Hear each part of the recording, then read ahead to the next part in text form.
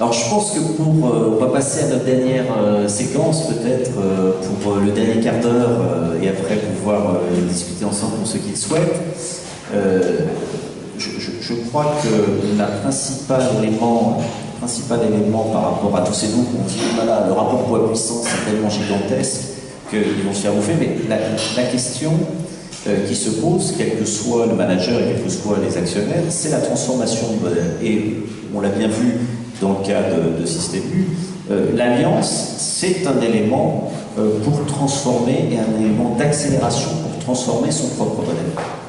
Et donc, on voudrait passer les quelques derniers éléments avec Serge Papin pour se dire, mais c'est quoi les clés de la transformation, avec peut-être un petit référentiel que pourrait nous présenter Guillaume sur, finalement, quelles sont les différentes dimensions pour mener une transformation. Voilà, donc je trouve que ce qui est intéressant depuis tout à l'heure, c'est ce sur quoi vous avez beaucoup insisté, c'est finalement pour réussir, à la fois par rapport aux mutations et par rapport à l'environnement. On avait repris le fait qu'on est dans un environnement VUCA, volatile, etc. Et je pense que tout ce qu'on a évoqué depuis ce matin l'illustre bien. Ce qui est intéressant, je trouve, c'est que le facteur de succès est peut-être réside dans la capacité finalement de l'entreprise à bouger vite, à se mettre vite en mouvement dans cet environnement ambigu, volatile, complexe. Et quand on dit se mettre vite en mouvement, au-delà d'être agile, nous on aime bien utiliser ce terme de l'entreprise alerte. Donc comment arrive-t-on à développer une entreprise alerte pour faire face à ces nouveaux défis? Et je trouve que finalement quand on vous écoute retracer un peu les 10-15 dernières années de l'enseigne U, finalement on est assez en phase avec ce modèle de l'entreprise alerte qu'on définit autour de 5 composants. Le premier composant, c'est finalement sa capacité à être agile, donc à se mettre en mouvement rapidement et à mettre en mouvement les équipes rapidement. Le deuxième composant, c'est sa capacité à être dans l'anticipation, et donc je pense que vous l'avez bien expliqué aussi, c'est capter les tendances et les anticiper plus que les subir. Et à nouveau dans les alliances, c'est avoir des alliances volontaristes, offensives, plutôt que défensives, et dans la massification peut-être uniquement. Donc voilà, donc ça c'est cet axe finalement horizontal qui est la capacité de l'entreprise à changer. Et l'axe vertical, donc la première composante, c'est la capacité de l'entreprise à être aspirationnelle, donc avoir une vision inspirée, avoir une vision qui embarque, et qui est en cohérence avec finalement ses racines et sa capacité à être authentique. Donc ses racines, son ADN, ce à quoi on croit, et ce qui aussi compose ses actifs immatériels. Et puis au milieu de ce modèle, et je pense aussi, ça a été bien illustré parce que Serge, vous nous disiez tout à l'heure, c'est la capacité de l'entreprise à développer l'autonomie. Et développer l'autonomie, pour nous, c'est pas cette espèce de Graal de il faut libérer l'entreprise, il faut que les gens soient autonomes, etc. Non, c'est le moteur intrinsèque de cette entreprise alerte. C'est ce qui va permettre réellement de la mettre en mouvement, de lui permettre d'être dans l'agilité, d'être dans l'anticipation et d'être en cohérence avec voilà, sa stratégie et ses racines. Donc je trouve que c'est intéressant de remettre un peu ce modèle en perspective de ce qu'on vient de se dire. Voilà, c'est un facteur de succès dans l'environnement dans lequel on est aujourd'hui, je crois, de développer la capacité de nos entreprises et de vos entreprises à être alertes. Alors, en rebondissant, Serge, en fait, on dit que souvent que les Français sont réfractaires à la réforme. En tout cas, il y en a certains qui le disent en plus dans d'autres registres que le domaine de l'entreprise. Comment est-ce qu'on fait, comment est-ce qu'on embarque les gens dans une transformation? Qu'est-ce qui compte le plus? Surtout quand on a à la fois des milliers de collaborateurs et puis quand même quelques centaines de patrons entrepreneurs. Comment on fait pour bouger tout ce monde-là? Oui, ça c'est toujours le plus compliqué. Il faut essayer de convaincre et pas contraindre. Il faut à ce moment-là que les dirigeants, le président singulièrement, se transforment en médiateurs. C'est-à-dire qu'ils renoncent à l'espèce de, comment on dit, de management down, descendant, hein, pour se mettre au cœur du projet et qui amène de la fluidité, qu'il soit dans l'écoute et qu'il arrive à convaincre tout le monde de ce qu'il va y gagner. Et puis après, il faut engager tout le monde. Il faut engager tout le monde. Moi, la réforme, c'était quand même la réforme de Systémule, qui était un gros sujet.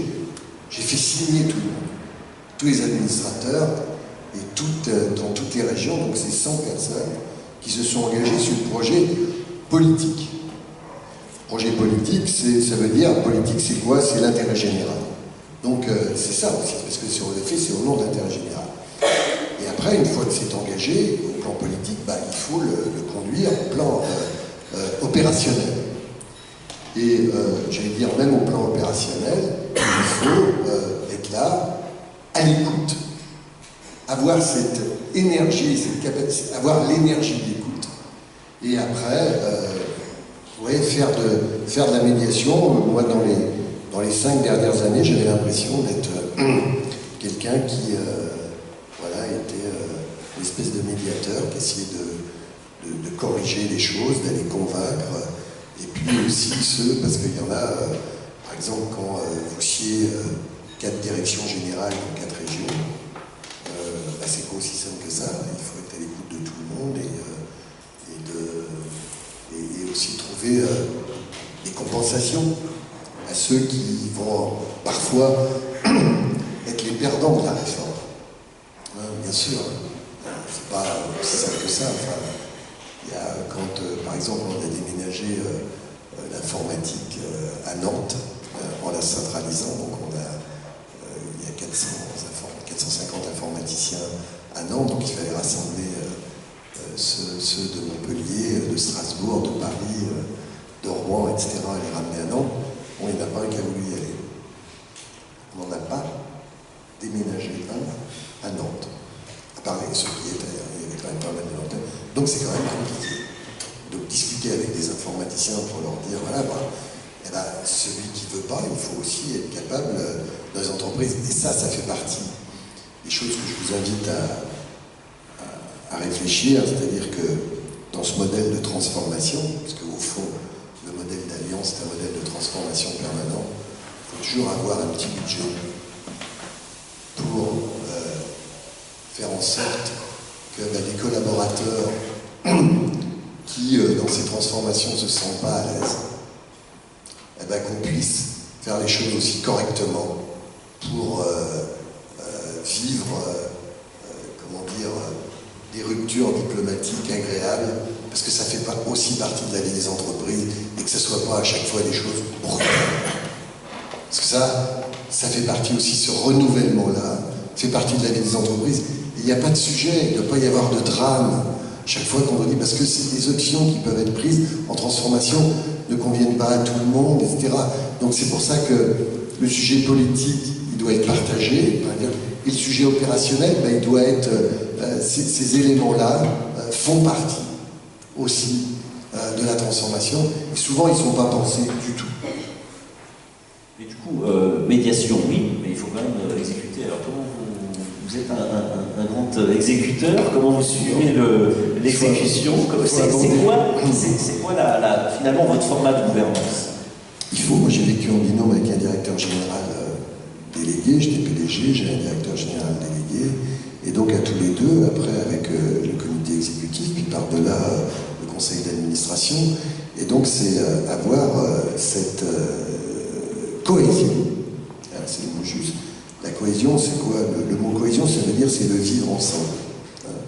Et donc, moi j'étais chargé du vivre ensemble, donc la cohésion entre tout le monde par rapport au projet.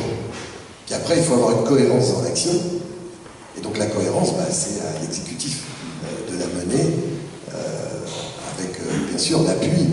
Mais il faut que ces deux éléments, le vivre ensemble et le faire ensemble, ça soit harmonieux. Donc je me suis toujours attaché à ça en étant très passerelle entre toutes les instances, que ce soit le conseil, que ce soit le comité exécutif, la direction générale, et par-delà l'ensemble du réseau, pour être très clair. Il faut beaucoup de transparence aussi par rapport à ça, et beaucoup d'informations. l'homme parfois le plus important, c'est celui qui est chargé de la communication interne pour qu'on n'ait pas l'impression qu'il y ait des choses cachées. Donc vous croyez, vous, en un binôme plutôt Oui. qu'à la faculté à exercer l'ensemble des fonctions de cohésion, de cohérence, de suivi? Moi j'aime bien le dispositif PDG et DGD, je trouve ça intéressant. Voilà, alors après il existe d'autres formules, mais ça crée un binôme avec d'un côté un comité exécutif vis-à-vis du DGT et de l'autre côté un conseil d'administration vis-à-vis du président. Ça permet de rassembler les deux au travers des deux hommes et d'avoir une instance de dirigeants qui conduisent l'entreprise et ses besoins de transformation. Donc la réflexion sur la gouvernance qui est effectivement en fait, investir sur le travail de gouvernance des instances pour bien mener effectivement cette transformation. Ça commence par là. Il faut que tous les dirigeants soient partie prenante. Sinon ça ne marche pas. Alors, peut-être pour le soleil étant arrivé d'ailleurs, à traverser ce bâtiment, et peut-être en mot de conclusion, finalement, dans toutes ces mutations qui peuvent aussi faire peur, c'est quoi l'optimisme qui permet de croire dans un futur, pas forcément radieux, mais en tout cas intéressant, captivant et inclusif? Alors, je crois que les entreprises sont des parties prenantes importantes de la société civile.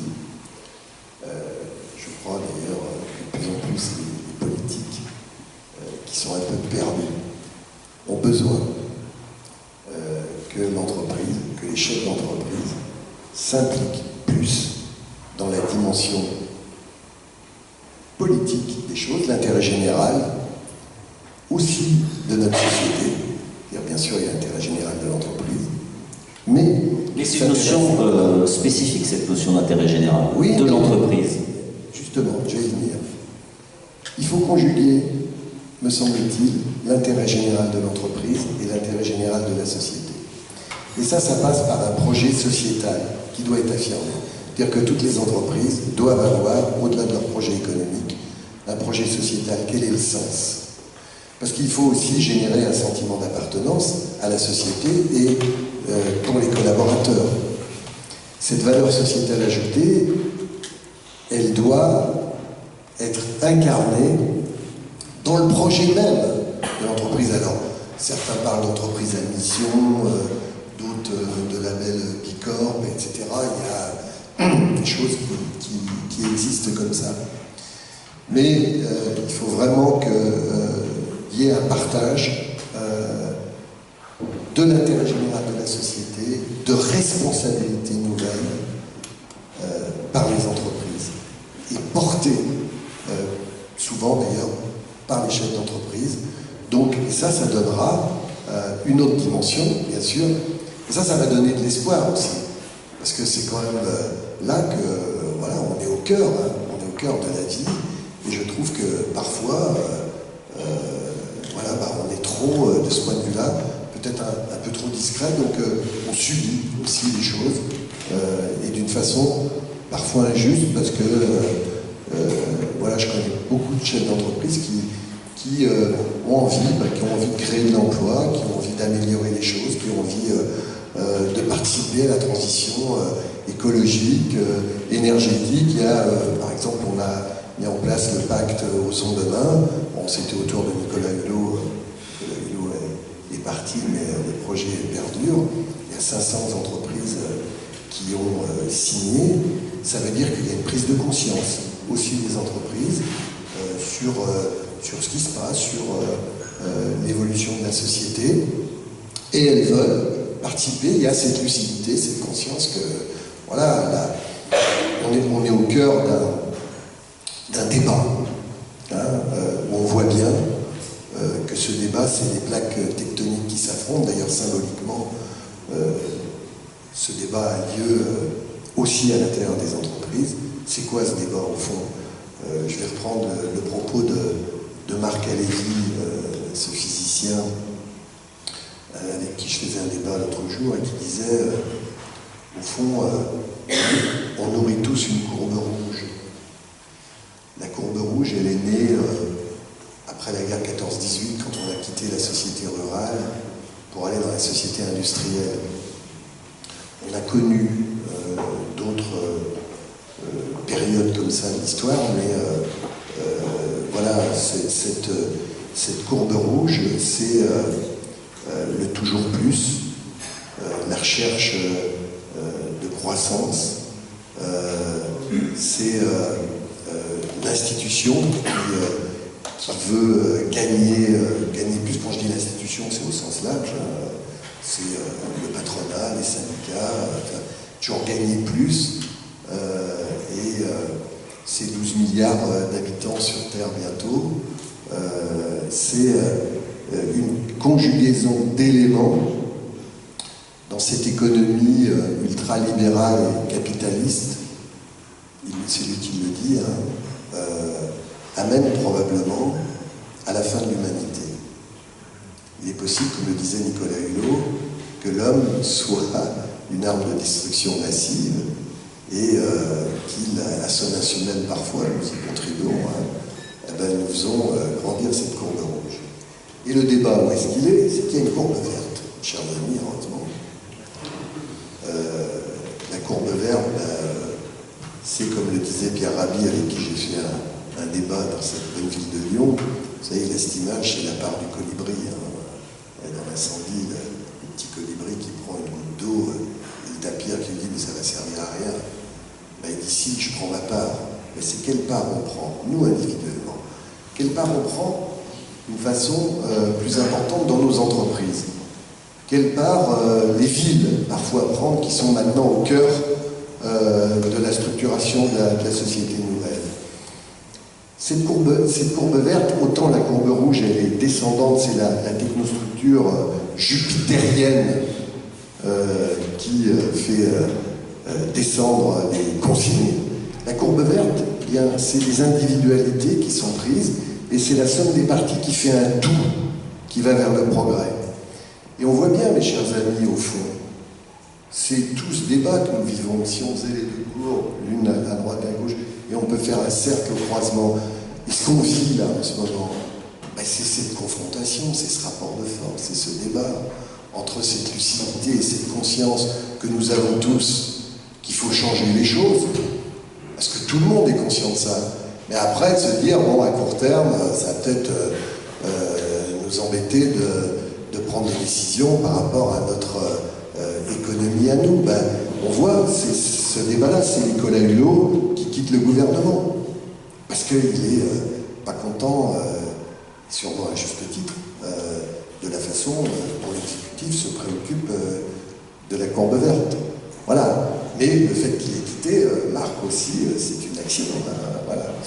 Et ça veut dire qu'il faudrait que les chefs d'entreprise, bien sûr, ils sont responsables économiques, mais s'ils peuvent contribuer à la courbe verte, je pense qu'ils gagneront en leadership et ils gagneront des clients. C'est le paradoxe.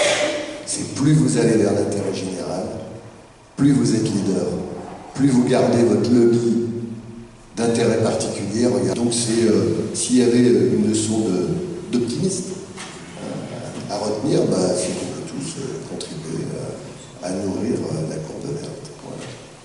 Merci Serge Papin.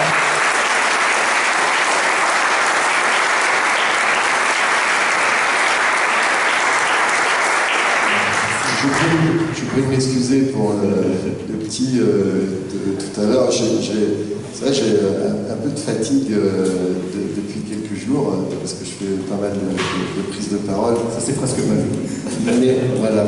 On a été ravis de vous avoir. Et puis, quelques messages, effectivement, avant de partir. Merci Olivier. Merci à vous deux.